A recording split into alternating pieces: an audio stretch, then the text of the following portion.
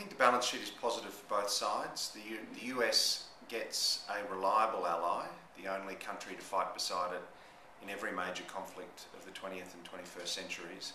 And Australia gets a powerful ally, the most powerful country in the world, a country that has extended a security guarantee to us, a country that has helped to keep a lid on tensions in the Asian region, a country to which we get significantly better access because of our alliance. So I think in general the balance sheet is positive.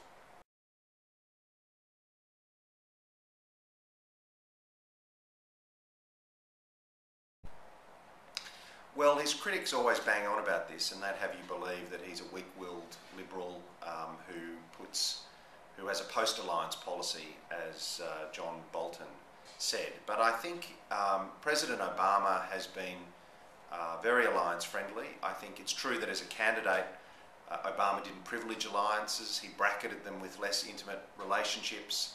He didn't draw a line between allies and other states. But I think in office, you've seen him use allies and use alliances as tools that are very familiar to the hand.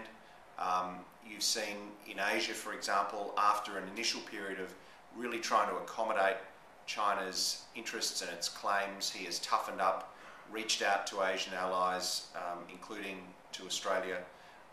You can see also in Libya that he's used the alliances. He's used them in a different way. He's been accused of leading from behind, but I would say he's used alliances in a prudent and effective way that has minimised the risks and costs for the United States of the Libyan operation, and that probably has maximised the extent to which the Libyan people can take ownership of what happens in Libya and minimise the cost to the United States. So overall, I would say President Obama has been more alliance-friendly than candidate Obama, and I think he's used alliances reasonably well.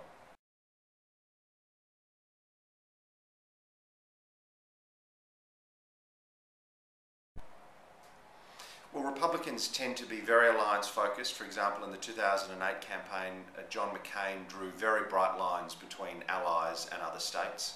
You've seen that most of the GOP candidates for president have criticised heavily Obama's approach to alliances, and they claim that he's downgraded alliances.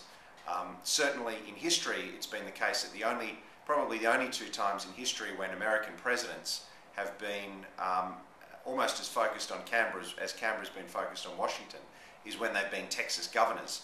LBJ in the case of a Democrat, albeit, LBJ in the case of Vietnam, and George W. Bush during the fighting of the Iraq War. So if we have another Texas governor as president in a year's time, then Canberra may be getting a lot of attention.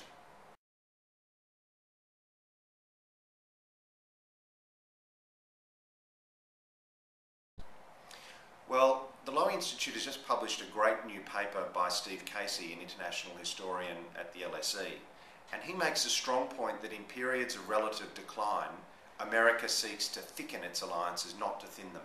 So during the early 1950s, when Eisenhower was worried about America's ability to meet its defence bills, he engaged in what they call pactomania, extending security guarantees to a number of new countries. And similarly, President Nixon, who was also worried about the American position in the world, came up with the Nixon Doctrine, which was about putting more responsibility on certain select allies. So what you can say is that historically speaking, when America feels it's a bit under threat or that its power might be in relative decline, its instinctive reaction is to try to thicken up the alliances.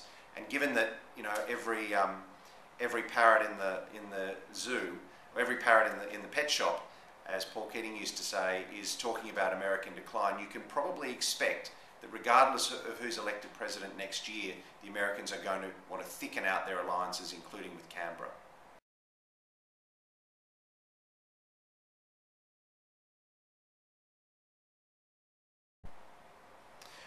Well, I think there are. I mean, it is first of all, it's worth saying that the Australian public is in favour of the US alliance generally, regardless of the president, regardless of the administration. It's a very popular institution. But it's also true that we at the Institute noticed that in the period when elites and governments may say that the alliance was at its zenith during the Bush-Howard mind meld, if you like, the popular support for the alliance, or the percentage of Australians who regarded the alliance as important to our security, actually went down every single year. And it was only as we came to the end of the Bush administration and people could see towards a more normal relationship at the summit that support started to grow again. And in fact, we found this year that support was at its highest level. So I think Australians support the alliance very much, and politicians would be careful not to underestimate that. On the other hand, you can love an alliance to death.